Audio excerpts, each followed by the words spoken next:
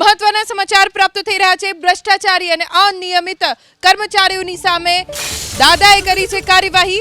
આરોગ્ય વિભાગના વર્ગ 3 ના 4 કર્મચારીઓને ફરજિયાત નિવૃત્ત કરવામાં આવ્યા છે। જોડિયા સામૂહિક આરોગ્ય કેન્દ્રના હેડ ક્લાર્ક જે.એચ. પટેલને કરાયા નિવૃત્ત। વાવ સામૂહિક આરોગ્ય કેન્દ્રના સિનિયર ક્લાર્ક ડી.સી. ગામિતને નિવૃત્ત કરવામાં આવ્યા છે। તો પાળિયાદ સામૂહિક આરોગ્ય કેન્દ્રના હેડ ક્લાર્ક વી.વી. ગાંગડિયાને નિવૃત્ત કરવામાં આવ્યા છે।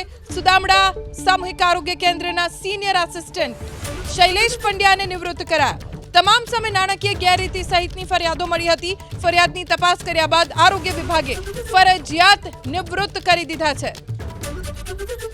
અમારા સંવાદદાતા હિરેન રાજગુરુ પાસેથી વધુ જાણકારી પ્રાપ્ત કરીશું। હિરેન, અત્યારે આરોગ્ય વિભાગના વર્ગ 3 ના 4 કર્મચારીઓ સિવાય હજી પણ શું આ કાર્યવાહી અન્ય વિભાગમાં પણ થવાની છે?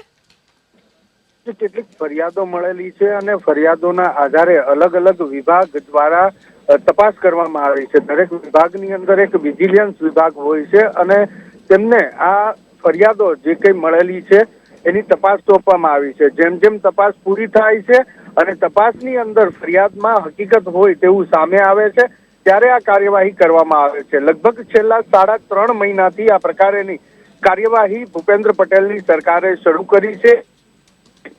સામે ગંભીર આક્ષેપ છે અને એ ગંભીર આક્ષેપની સત્યતા ચકાસતા તેમાં જો હકીકત સામે આવે છે તો તેમની સામે કોઈ પણ પ્રકારની શરમ વાક્યા વગર તેમને ફરજિયાત વય નિવૃત્તિ આપી દેવામાં આવે છે। એને અપરિપક્વ નિવૃત્તિ કહેવામાં આવે છે। સરકારી ભાષામાં એમને છૂટા કરી દેવામાં આવે છે। માત્ર એટલું જ નહીં પરંતુ એ જે ફરિયાદ હોય છે તેની તપાસ પણ આગળ ચલાવવામાં આવે છે અને એ તપાસના અંતે જો રાજ્ય સરકારને એવું લાગે કે વધારે શિક્ષાત્મક પગલાં લેવાની જરૂર છે તો તેમને મળતા લાભો પણ અટકાવી શકાય એ પ્રકારની જોગવાઈના આધારે આ કાર્યવાહી કરવામાં આવી છે। અગાઉ પણ કાર્યવાહી કરવામાં આવી છે।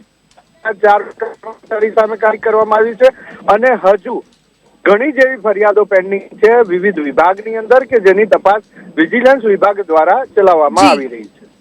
હિરેન, આભાર જાણકારી આપવા માટે।